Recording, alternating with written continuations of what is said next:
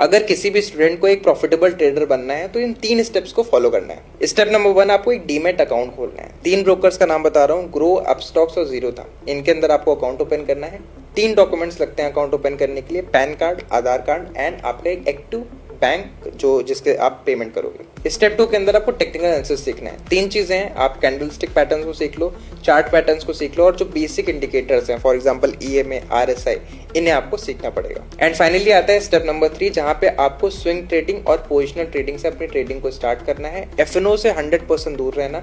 1 साल अगर आप स्विंग ट्रेडिंग के अंदर प्रॉफिटेबल हो जाते हो, फिर आपको एफएनओ के अंदर जाना है। अगर प्रॉफिटेबल नहीं होते हो तो फिर स्विंग ट्रेडिंग को ही और ज्यादा प्रैक्टिस करना है। ट्रेडिंग में उस दिन से प्रॉफिट होना स्टार्ट हो जाएगा जब आप ये समझ लो कि कैंडल का फॉर्मेशन कैसे होता है। क्योंकि ट्रेडिंग के अंदर कैंडल कोई मोमबत्ती नहीं है, बल्कि वो ये बताती है कि उस दिन की जंग में बायर जीता था या फिर सेलर। वो कैसे? अच्छा आप बताओ, स्टॉक मार्केट कितने बजे ओपन होता है? 9:15। तो अगर कोई स्टॉक 9:15 पे 100 रुपीज पे ओपन होता है तो वो हो जाएगा उसका ओपनिंग प्राइस। और फिर एकदम से उसके अंदर बहुत सारे सेलर्स आ जाते हैं और उसका प्राइस 60 रुपए तक चला जाता है एंड वो वहां पे 60 रुपीज का लो लगाता है। अच्छा अब ये बताओ, मार्केट बंद कितने बजे होता है? 3:30 बजे। बिल्कुल सही। और इसीलिए 3 बजे बहुत सारे बायर्स एकदम से मार्केट के अंदर आते हैं, स्टॉक को ऊपर ले जाते हैं 120 रुपीज के प्राइस तक एंड फाइनली स्टॉक क्लोजिंग देता है at the price of 110 rupees. तो अब आप बताओ, इस जंग के अंदर बायर जीता या सेलर? जीत तो सेलर्स रहे थे, पर आखिर में बायर्स ने बाजी पलट दी। करेक्ट। अगर यही कैंडल गिरते हुए चार्ट के अंदर बन जाए तो उसे हम बोलते हैं हैमर, जहां से प्राइस रिवर्सल दिखा सकता है। किसी भी स्टॉक का प्राइस तभी ऊपर जाता है जब उसे स्मार्ट मनी यानी FIs, DIs and promoters buy करते हैं, वो भी पब्लिक से। फॉर एग्जांपल गैब्रियल इंडिया, जिसने पिछले 1 महीने में 66% की रिटर्न दिए हैं बिकॉज स्टॉक के अंदर एफआईएस और डीआईएस दोनों ने ही अपने स्टेक को बढ़ाया है।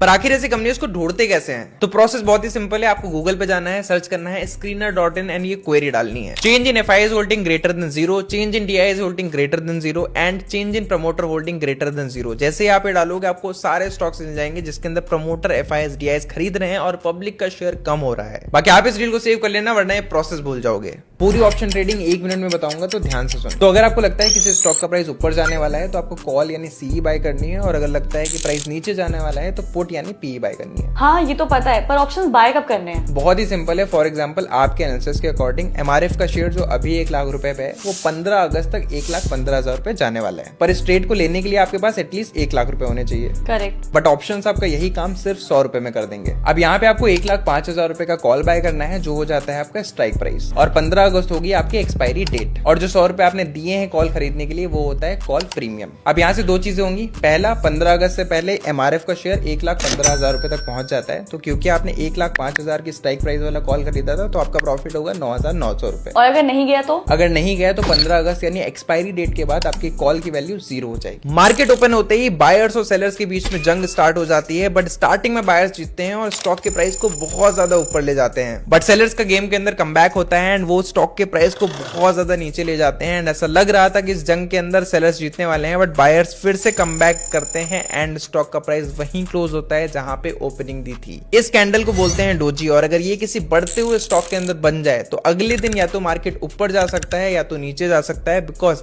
इस फाइट के अंदर ना तो बायर्स जीते हैं और ना ही सेलर्स। ये एक ड्रॉ मैच माना जाता है। और इस सिचुएशन में ट्रेड करने का तरीका भी बहुत सिंपल है। आपको बस डोजी का हाई और लो मार्क कर लेना है। अगर हाई ब्रेक हो जाता है तो फिर आपको लॉन्ग पोजीशन लेनी है, मतलब बाय करना है। अगर लो ब्रेक हो जाता है फिर आपको शॉर्ट पोजीशन क्रिएट करनी है। बाकी आप इस रील को सेव कर लेना, वरना प्रोसेस भूल जाओगे।